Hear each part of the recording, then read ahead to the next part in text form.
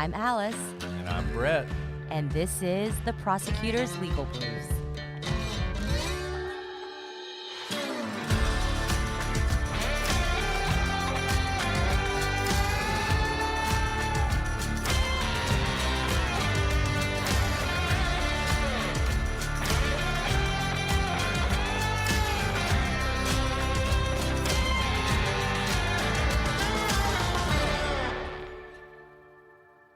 Welcome back, everyone.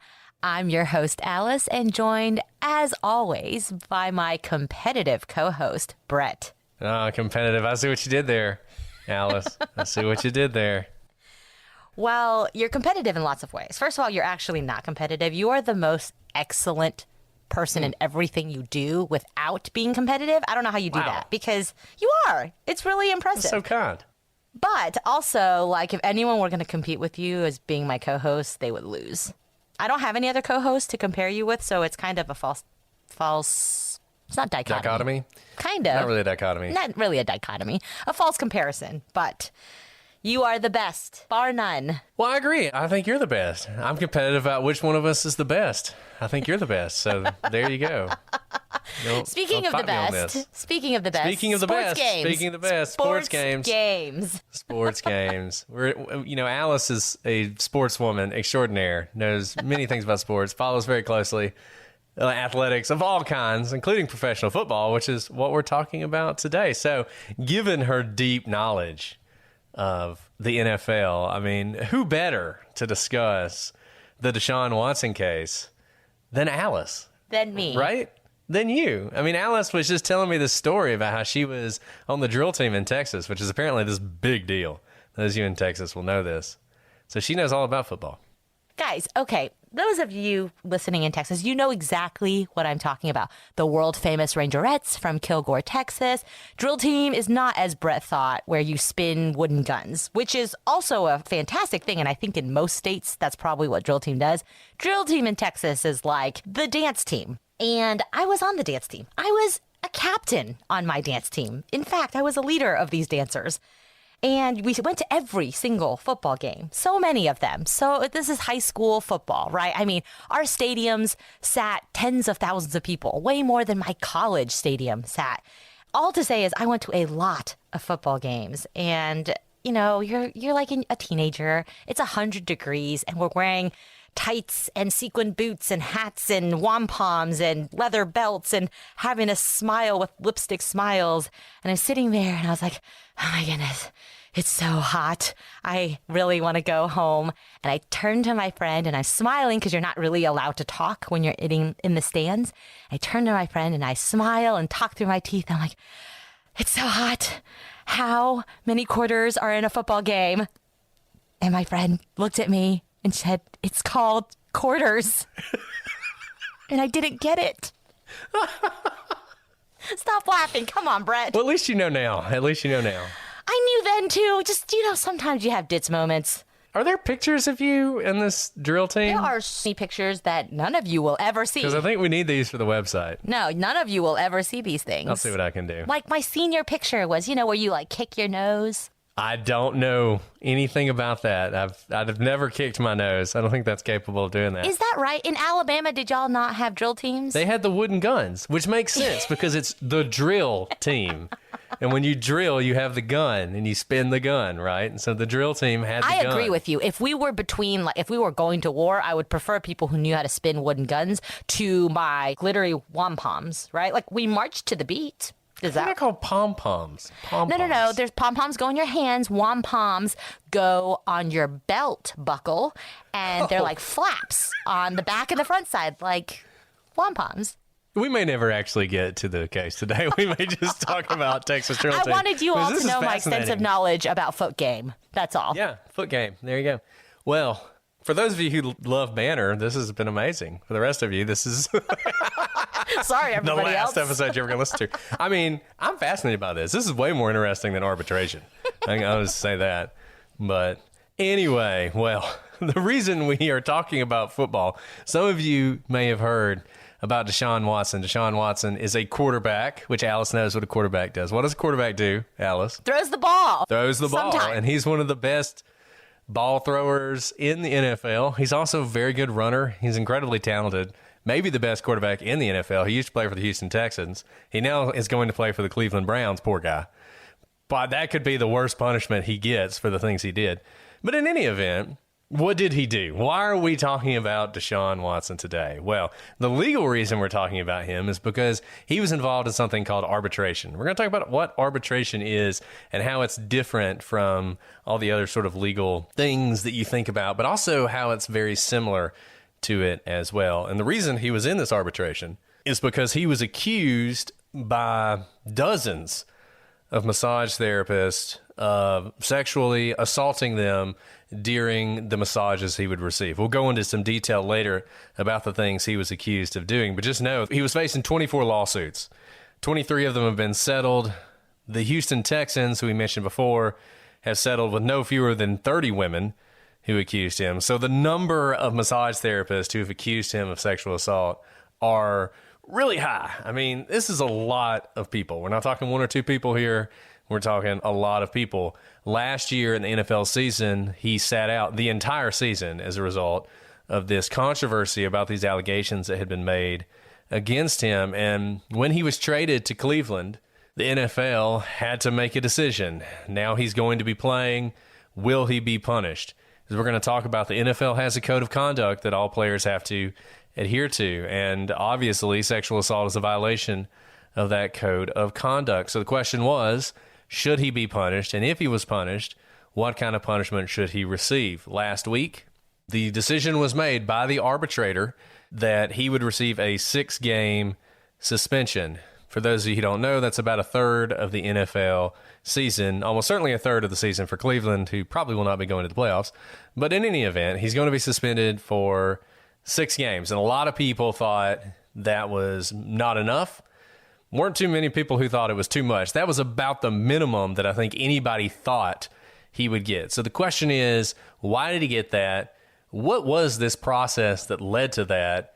Is this a just outcome or not? And what's going to happen next? So a little different from what we normally do, but like I said, it does have that legal connection because you have this arbitration. So let's talk about arbitration, because you may have heard that term and you may be thinking, how or why is it different than a lawsuit where things are settled in court? Well, an arbitrator is someone who is not the actual judge assigned to the case. And we'll talk about who the arbitrator is in this case. But there's some arbitrator who is not the actual judge making rulings in a lawsuit in court, who helps mediate a case between the parties. Quite literally talk them through arguments and bringing offers back and forth, and tries to reach an outside of court settlement. So in this case, the arbitrator was Judge Sue L. Robinson, and she was a retired federal district court judge from Delaware, and she had been on the federal bench for 25 years. And you see this a lot, that federal judges will often become arbitrators if they decide to retire. State judges, too. They can also become negotiators. Just people put a lot of faith in people who've been on the bench for a long time. And both sides respect them, and they're going to respect what they do. And arbitration is really interesting. Alice was talking about how it's outside the court. One of the most famous arbitrators probably is Judge Judy, right? Like Judge Judy, when you watch her on television, she's not actually a judge. I mean, I think she was a judge in the past, but she's not actually a judge making judicial decisions. She's an arbitrator. And what happens is the people who have these lawsuits, they come together and they sign an agreement that basically says, we're going to present our case to this person who's not a judge. She's going to make the decision, and that decision is going to be binding on us, and we're going to accept what she says.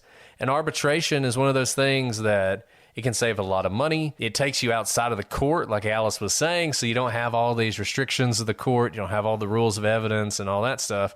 Really, you kind of can decide with the person that you're arbitrating with what the rules of the game are going to be. What kind of evidence are we going to consider? How are we going to structure this? What are we going to do to make this work? A lot of contracts these days have arbitration agreements in them, and they require you to arbitrate. And another context that you guys may know arbitration in is typically in divorce court. Divorce court, typically, many states will have requirements that you have an arbitration. Maybe you have a completely amicable split of assets and no custody battles, but there's usually still some outstanding sort of disagreement. The reason I think a lot of states require arbitration for divorce court is that typically when you are going to divorce, there's a lot of emotion involved, and it can help to have an outside mediator who doesn't have, the history of the relationship steeped in the emotions, trying to decide either the split of the assets or any custody questions that you may have. So I think if you've heard of arbitration in those contexts, you may be familiar with what arbitration is.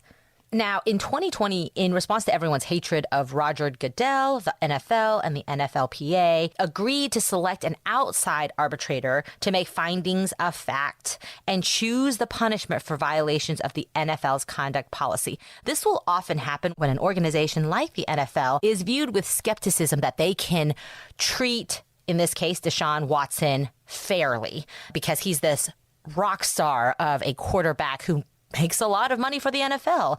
People on the outside say there's no way they're going to be just in how they punish Deshaun Watson because he just makes so much money for the NFL. And so kind of in response to that, they're like, okay, we won't be in charge of making those important findings of fact or even choosing the punishment. We will choose someone on the outside, someone who has no skin in the game for the NFL, in order to arbitrate whether Deshaun Watson has violated NFL's conduct policy. Now, although the arbitrator's decision about whether there has been a violation is final, when it comes to punishment, the NFL or the NFLPA may appeal the punishment directly to Roger Goodell. So it does bring it outside of the NFL's purview with respect to the violation, but you can see how it is a private organization.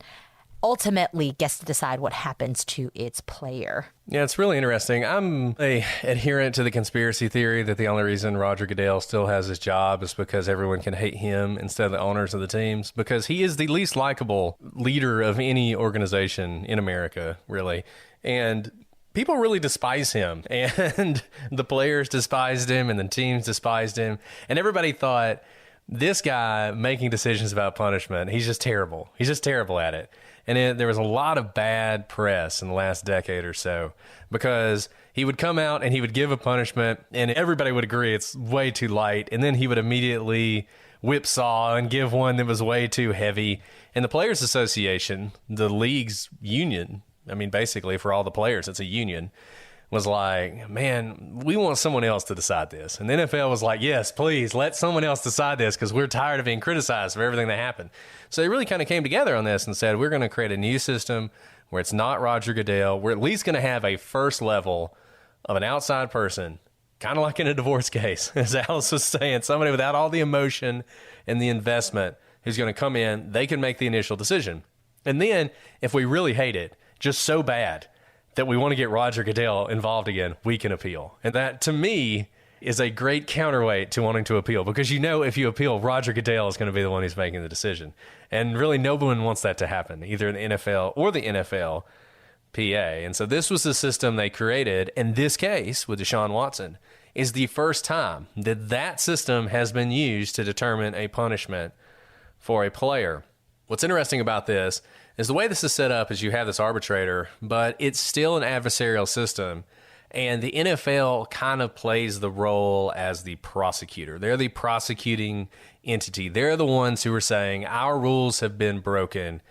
We want to seek a punishment. These are the rules we think that have been broken, and this is the punishment we think is appropriate. And then the player, along with the NFLPA, is sort of the defense team, arguing that there hasn't been a violation and that there should be a lower punishment. And everyone thinks of this as sort of the NFL versus Deshaun Watson, but the Players Association is heavily involved in this because they have a lot of skin in the game too.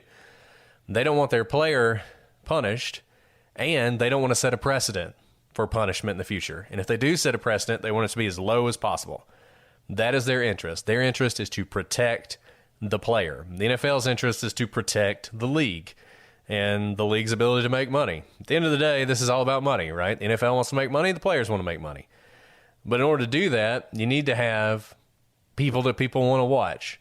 And if you've got a game where people are committing crimes and they're bringing disrespect on the league, there's a real danger there. And so that's why they do this. So the standard here is a preponderance of the evidence that a violation occurred. Remember, in a courtroom, in a criminal courtroom, the standard would be beyond a reasonable doubt. Preponderance is what you tend to have in a civil case, and arbitration is a civil matter. So in this case, you're looking for a preponderance, and all that means is it's more likely than not it happened. So a very low bar, really. You can have all the doubt in the world, but if it's more likely than not that it occurred, you're going to find that violation. So the arbitrator, in this case, Judge Sue Robinson, it is not her job to gather evidence.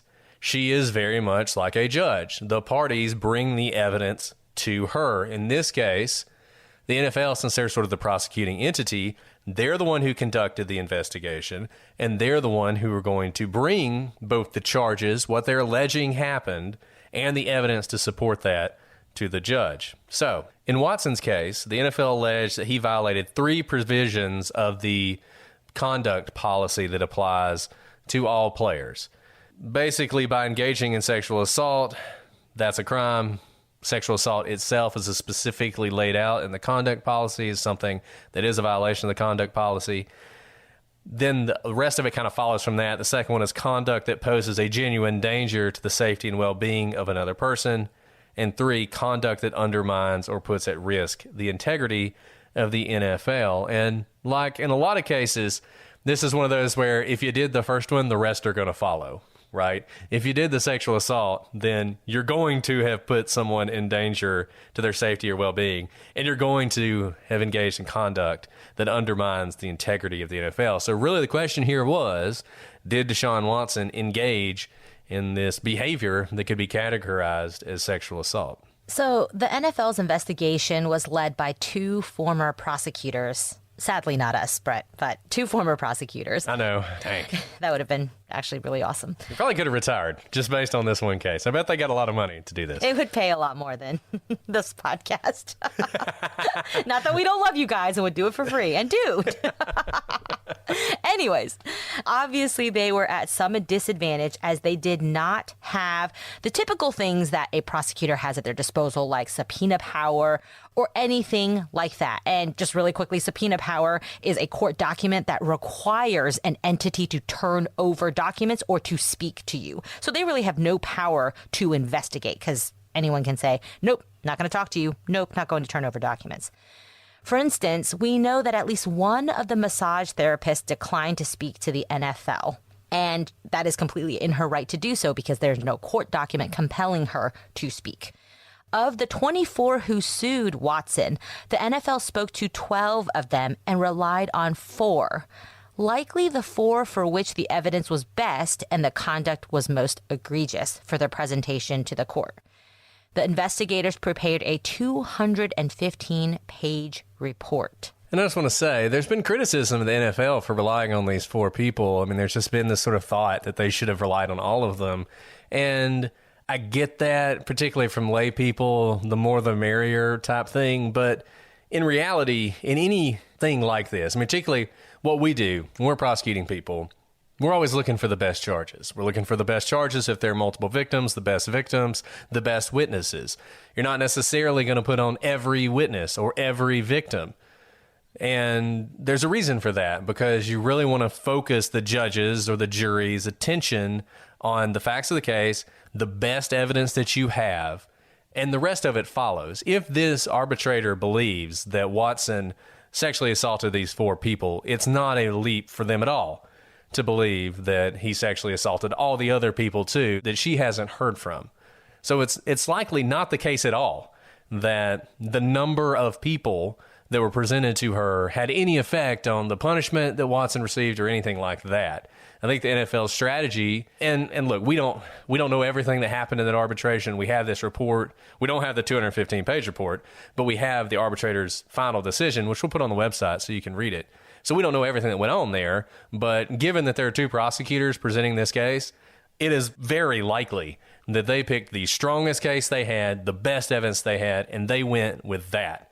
The ones that were most unequivocal and the ones where the judge could really find no doubt that this had occurred. Even though the standard's only preponderance of the evidence, they wanted a very strong case, and that's why they limited it like they did. From that presentation, that 215-page report, we learned Watson's MO, which was fairly simple and straightforward.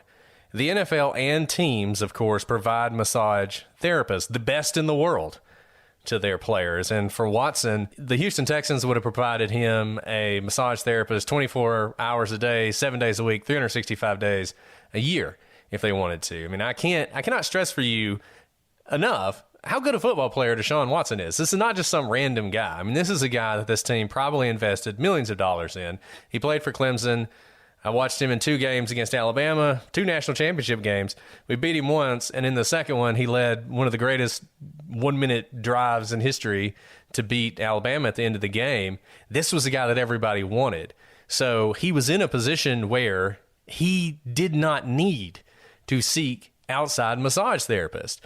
And really, the fact that he did immediately should tell you there's something wrong. I mean, huge warning signs, flashing lights should be going off. But what he would do is, rather than using these NFL massage therapists, rather than using the team therapist, who were all free for him, by the way, he would reach out to private therapists via Instagram. He would note that he was an NFL player and say that he needed an urgent massage. And this is what he did over and over and over again with multiple female massage therapists. Now, he didn't care about the therapist credentials. Like I said, best therapist in the world work for the NFL. One of the 4 women that the NFL focused on wasn't even licensed. She was working towards getting a license, but she wasn't even licensed. And the idea that one of the best, if not the best quarterbacks in the NFL would trust his playing health to an unlicensed therapist is crazy. It's just crazy that that would even happen. But he would do it. And what he would do, and by the way, all these therapists only saw him once. None of them ever wanted to see him again for reasons that we're going to discuss. What he would do, he'd show up and he would insist that he be covered only by a small towel, not a sheet, not a large towel, just a small towel, basically a hand towel. And whenever he would move, he would expose his erect penis and rub it against the therapist's hands and arms, going so far in one of these 4 cases, as to ejaculate on one of the therapists. The report from the arbitrator states that, other than the obvious, there was no force used against the therapist. For his part, Watson categorically denies that any of this happened. Just all these people, these dozens and dozens of random private therapists who would probably, when they got this message on Instagram, thought, my career is made. Deshaun Watson wants me to be his massage therapist, and then never used him again. And then later on accused him of this. They're all lying, is his position. You can see why it wasn't very hard to reach preponderance of the evidence in this case. But in any event, that's his position, that none of this happened. We're going to come back to this use of force thing later. This has been something that's upset people because the arbitrator's report talks about how there wasn't force used in this. This was a non-violent assault. And we're going to talk about that in a second. But just know that in the arbitrator's report, she did conclude that other than the obvious, as I put it, there was no violence, there was no force. So the first question the judge had to decide was, did Watson commit sexual assault? You may hear that and think rape or something along those lines, but it's actually much broader than that and is usually defined as, quote, unwanted sexual contact with another person.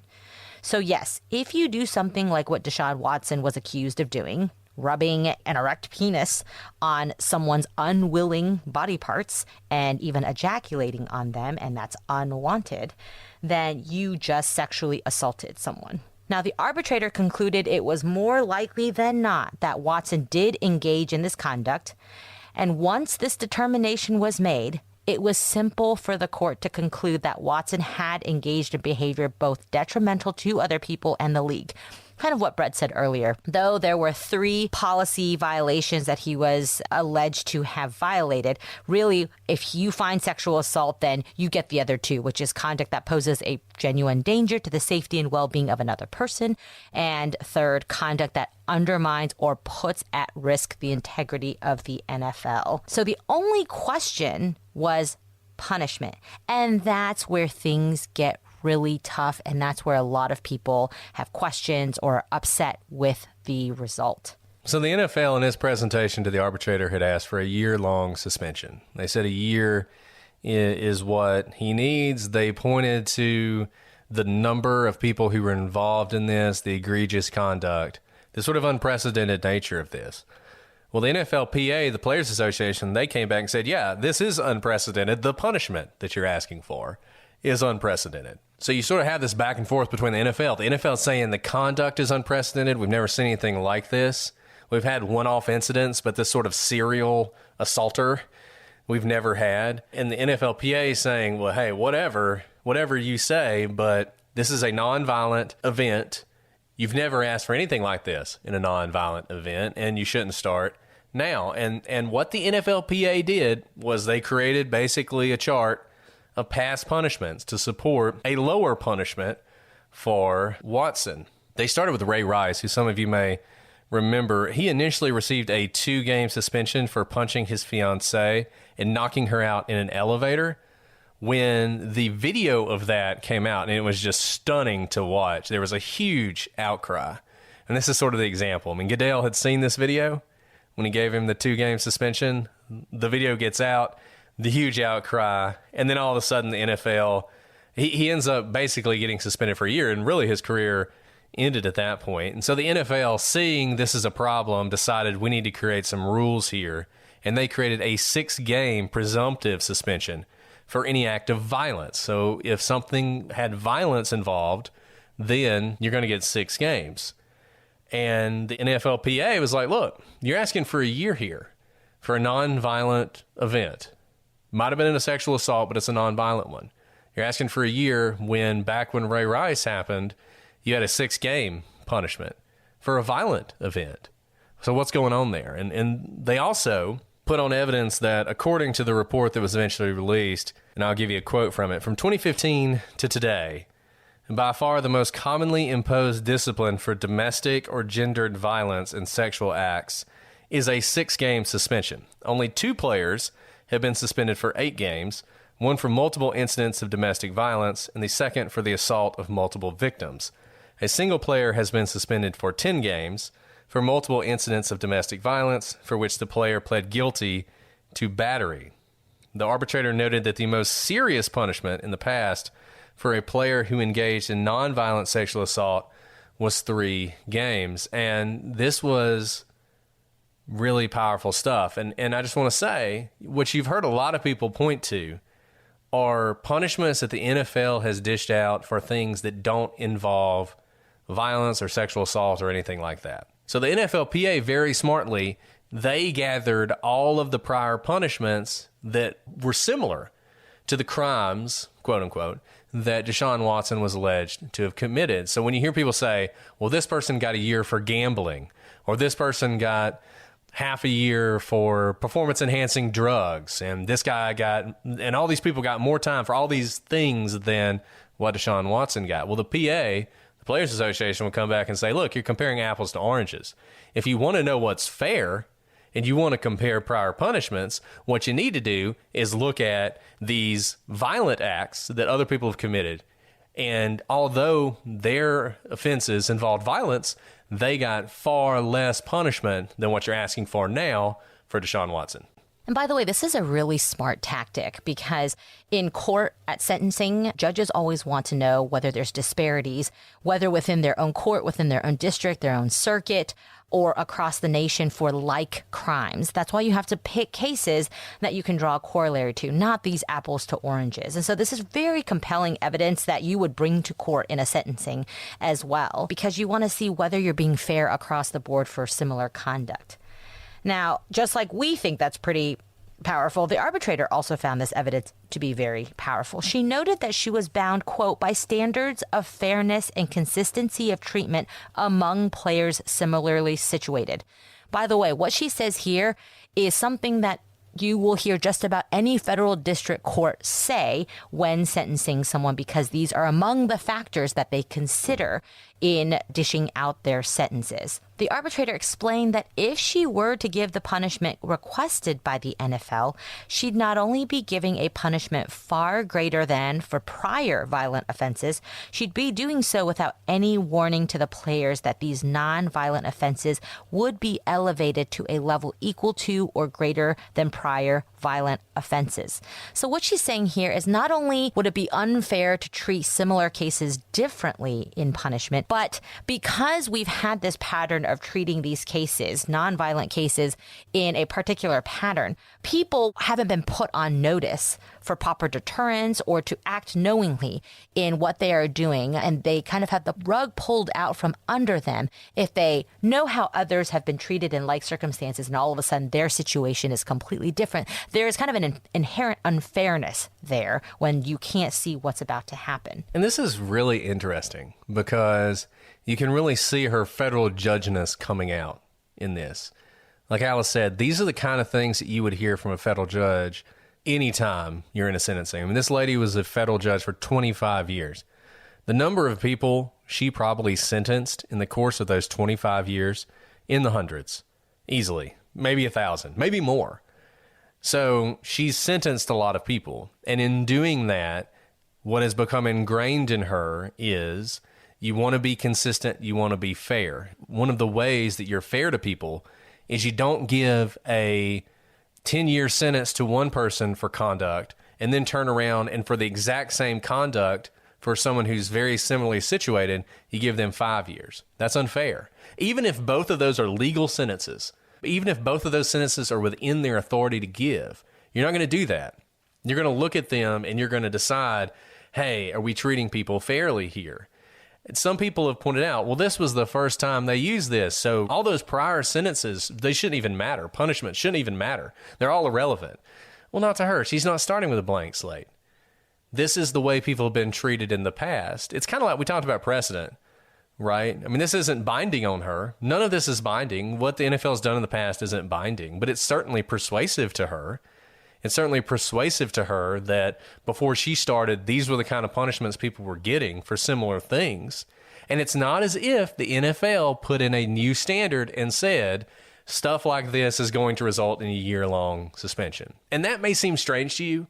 You know, you may be out there thinking, oh yeah, like if somebody just warned him, he wouldn't have done this, right? And I get that, but that's also a bedrock principle of our system in this country, is that you don't punish people with new punishments after they committed their crime. If you have a statute where the punishment goes up, but you committed your crime before the punishment went up, guess what? You're still under the old one, because we just believe as a society that we don't have ex post facto laws. We don't punish people with new laws after they committed the crime. And once again, she's a federal judge, and she's bringing all of this and the way she looks at disputes with her. And more importantly than that, the NFL themselves, in agreement with the NFLPA, said that these cases would be arbitrated with an arbitrator who was bound by, quote, standards of fairness and consistency of treatment among players similarly situated. So in her mind, she is bound to treat him in a way that is consistent with how people have been treated in the past. And what she's saying is, how can you ask me to give him a year suspension when you've never suspended somebody for a year when they engaged in violence? And now you want me to do this for a nonviolent incident. Like, how can you ask me to do that is essentially what she's saying. By the way, this is completely consistent, again, as we've said. While those of us may be picking out what she's saying or this one case don't have any context by which to compare her comments and her decision, everything she says makes a lot of sense in the legal realm. If a judge said this, on the bench for one of my sentencing defendants, I would say, yeah, I could see that coming. Like, that's a pretty high bar I have to overcome, that there's never been a sentence as steep as the one as the NFL is asking for when there are so many similar cases or violent cases that she is faced with. So in her report, she concludes in sort of a very powerful way and a slap in the face of the NFL and says, the NFL may be a forward-facing organization, but it's not necessarily a forward-looking one. Just as the NFL responded to violent conduct after a public outcry, so it seems the NFL is responding to yet another public outcry about Mr. Watson's conduct. At least in the former situation, the policy was changed and applied proactively. Here, the NFL is attempting to impose a more dramatic shift in its culture without the benefit of fair notice to and consistency of consequence for those in the NFL subject to the policy. So basically, she's saying you had a public outcry, you're trying to respond to that, and the way you're trying to respond to it is to give a sentence that's unprecedented to Mr. Watson, and you're doing it without any notice to the PA or to the players that this is the way you're going to do things. And she's basically saying that's not fair. It's not consistent with what you've laid out that I'm supposed to do, and so I'm not going to be able to give you the punishment that you're asking for. Now, the punishment that she does give is this, and I read, quote, Mr. Watson is hereby suspended for 6 regular season games without pay. Although this is the most significant punishment ever imposed on any NFL player for allegations of non-violent sexual conduct, Mr. Watson's pattern of conduct is more egregious than any before viewed by the NFL. So in other words, she's handing it down and also explaining that the sentence may have been lighter than what was asked for, but what she is dealing out is actually harsher than any other like circumstance in the past. And I think, look, I've listened to a lot of people talk about this, and there's been a lot of righteous indignation about it, and I'm not saying it's not placed properly, and I'm not saying that what Watson did is not egregious and he doesn't deserve punishment for it, but a lot of people, when they throw out what they want to happen, I mean, they really are kind of they're just going with what they feel, and what they feel may actually be just, but nothing happens in a vacuum. It doesn't happen in a vacuum in court, and it doesn't happen in a vacuum in a situation like this. Remember, the NFL and the NFLPA, they negotiate these things. These are contractual negotiations that often go for a very long time. They can result in strikes and lockouts and everything else, and they're hammering out something where the PA, the union, is saying, like, everybody blames the NFL for this.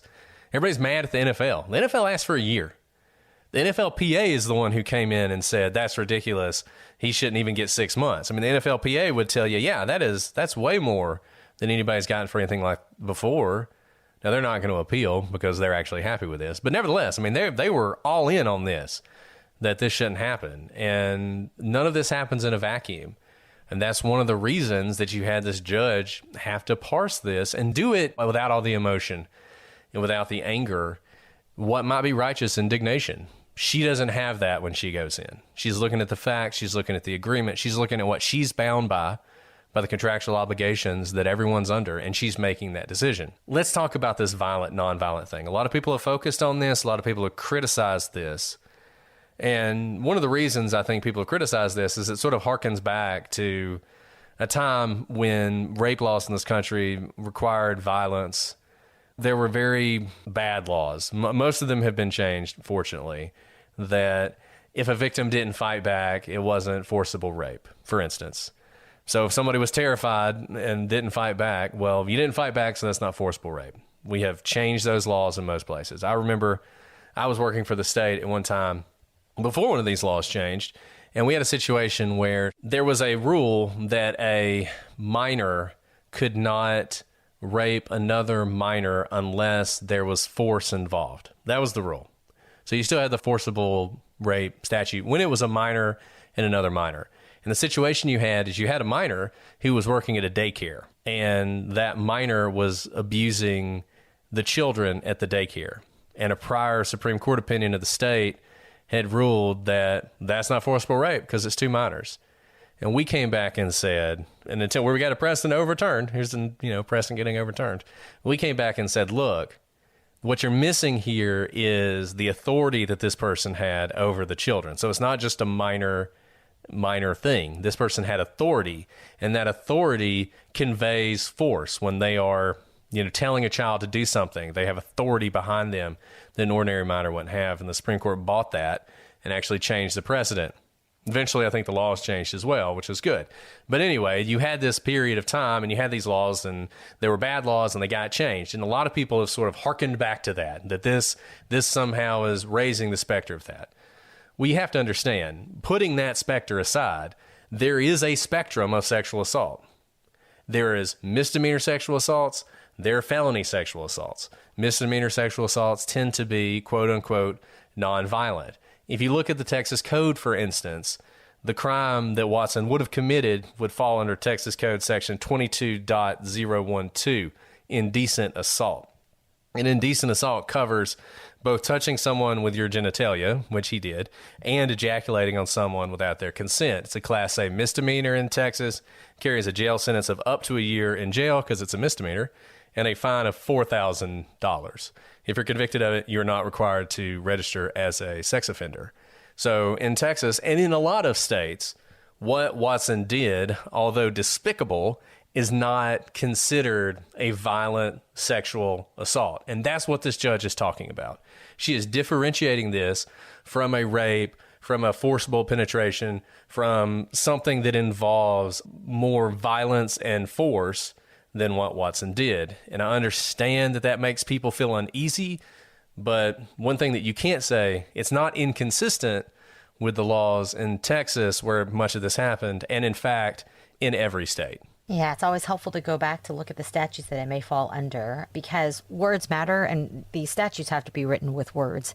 And so, the way we use violence, those types of words in our common vernacular may differ from how the law is written here. So all to say is this arbitrator really acted within what she was given and within her confines in a way that was consistent with how a federal judge, would rule on this case. So if you read through everything she was considering, it shouldn't be that shocking what was ultimately given as the punishment.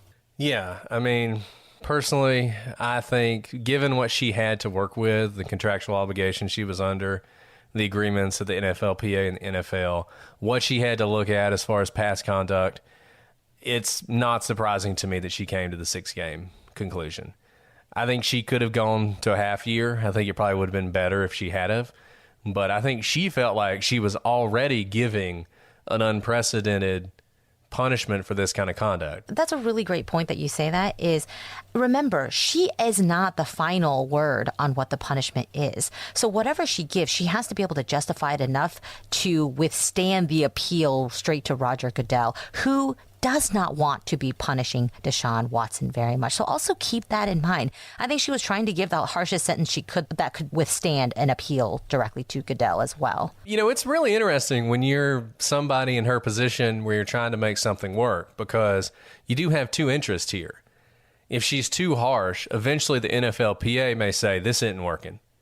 And in the next agreement, we got to do something else. This isn't working. This arbitration thing isn't working. This person is a pawn of the NFL. They're not actually independent. They're giving all these harsh sentences that nobody's ever given before. You can imagine what they would say. I mean, she is trying to balance these two interests. And one thing that I think bothers people, the victim's interests are not really involved here. They were witnesses and they talked to the NFL, but nobody really is looking out for them. I mean, this really is about the NFL and the NFLPA and how those two entities interact together. Deshaun Watson is just sort of the conduit through which this is all being decided. And I think that's another thing. It's hard for you when you're just a fan out there following it and you think this seems unjust. It's hard for you to remember what's really going on here in the background. And maybe that's a fundamental problem, but one way to deal with that is there could have been criminal charges brought. To my knowledge, there haven't been any brought. Most of this has been handled through the civil system with lawsuits. And probably the reason for that, as we pointed out, even if you brought a criminal charge, you're looking at a $4,000 fine. We say it's a year maximum. It's a misdemeanor offense. Nobody gets a year for a misdemeanor offense. Now, the one thing that bothers me about the opinion, and I understand why she says this, Watson is constantly referred to as a first-time offender. And the reason for that is he's never had any kind of run-ins with the NFL before. He's never had any run-ins with the law before. This is the first time he's ever come up for discipline. The problem with that is there are so many women involved here. I understand he's a first-time offender, but he's a first-time serial offender. And maybe that when she talks about how this was unprecedented conduct, maybe that's what she means. She's really trying to take that into account. But that is the one problem I have with it. It just feels like I said, I would have preferred a half year. And I understand why she didn't go that far. She was never going to go a year. The NFL was never going to get what it wanted. Like most negotiations, wherever you start off is not where you're going to end up. So I don't know. But that's honestly, it's a quibble. It's a quibble when you start talking about 3 more games here. And I think for the most part, sort of, if you look at the whole picture, I think this probably was the best you could hope for from this system. There is an appeal, as Alice said. I don't think either side's going to appeal this. I think there's a lot of pressure on the NFL to appeal, but I think the NFL is probably pretty happy with this, even though they asked for a year. The NFLPA is certainly happy with this because they thought this was the best they could get, so they got the best they could get. I don't think the NFL is going to appeal. It would be interesting if they did. What would Roger Goodell do? I think he probably would go higher than this. The other reason I don't think the NFL is going to appeal, I'm not sure exactly how all this works with the new players agreement, but a lot of times these things end up in litigation. You guys all remember Deflategate, where Tom Brady got 4-game suspension because he let some air out of his footballs, which apparently is like a major sin in the NFL. He got a 4-game suspension. That went to a lawsuit. There were lawsuits. There were depositions. It was like crazy, right? People getting evidence that his phone was destroyed. Like, just a really bad time for the NFL. So the NFL doesn't want to go to any lawsuits. They want to stick with this arbitration. So I would be very surprised if there are any appeals. I think Deshaun Watson will serve his 6-game suspension, and then he will play football this year, and we'll just have to see what happens. Well, I hope you guys enjoyed that. It was way longer than we anticipated, but I love it. I always love talking about football with you, Brett. I know you do, Alice. Especially when it involves legal issues. Alice loves the cover, too. It's her favorite defense. Well, before we sign off for today, Brett, do you have anything else to add? I know this one will be controversial because this raises a lot of passions in people. Let us know if you have questions. We can talk about this violent, nonviolent thing more if you want to. In the law, the question of whether or not a crime is violent is one that has been litigated into the ground. No one really, even to this day, can give you a good definition of that. It's actually something the Supreme Court continues to deal with. We talked about precedent and unworkable precedents. There's a current unworkable precedent where the Supreme Court is trying to figure out what a violent crime is, and they haven't really figured it out yet. So it is a question that's very fraught. If you have questions about that, though, we're happy to try and wade into that morass. But like I said, I know it's controversial. We love answering your questions. We love following up on this stuff. So don't just get mad and don't talk to us. Send us an email. Tell us what you think, and we'll address it in the future. Indeed. Yeah, that's a great point, Brett. Maybe we'll wade into the crime of violence jurisprudence at some point. But if you are confused by this, you're not the only one. So thank you guys for joining us. We tried to kind of like this arbitrator cut through the emotions on both sides so that you can at least understand what's going on and why this decision and this punishment was reached. There's a lot more we can talk about the offense conduct and, violent versus nonviolent definitions of the crime. But that's not the purpose of today. The purpose of today was just to try and explain to you how this outcome was reached. With that said, we are always open to your thoughts and your suggestions on what to cover on legal briefs and also on our other podcast, the Prosecutors Podcast. So thank you guys for joining us. Thank you for your support. And we look forward to the next time. But until then, I'm Alice. And I'm Brett. And this is the Prosecutors Legal Briefs.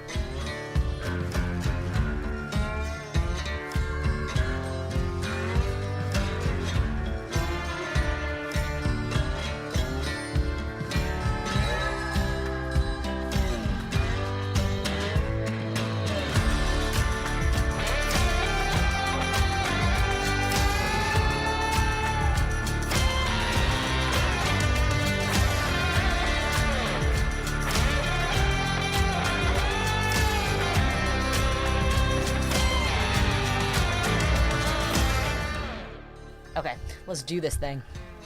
Okay, so do you know who Deshaun Watson is? Do you know anything about what we're talking about today? No, not at all. Not even a little bit. I mean, from listening to the ESPN podcast, I do. I knew this was going to be a challenge for you just because it's sport. I'm sorry. I'm like so Sport's not your stereotypical. thing for this I one. do know a lot about football. Just sometimes I'm a little bit of a ditz, and you're Well, just this going is to a have to help me. quarterback. You know what a quarterback is, I know right? what a quarterback is. He throws the ball. Well, I'm not trying to be stupid. I'm just letting you know that sometimes I have a ditz moment. I'm aware.